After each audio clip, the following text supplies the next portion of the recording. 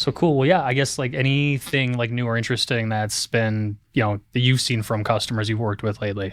I mean, I've seen a few things specifically I think is kind of interesting, especially with like us being in technology and then kind of the industry being behind in that specifically.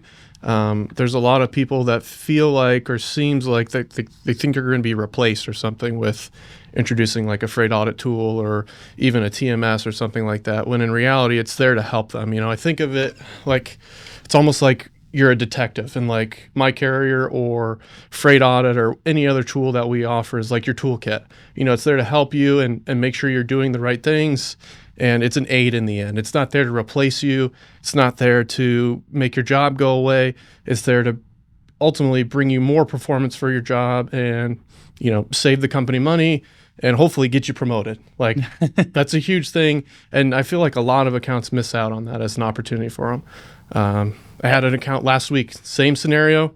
Warehouse guy got moved to a management position because he introduced a freight audit tool. And even if it wasn't ours, like that doesn't matter. Like we're still, the misconception of technology replacing people just is kind of frustrating in general. At least that's what I find. Yeah, I mean, you still have to have somebody that's using the technology that's there, right?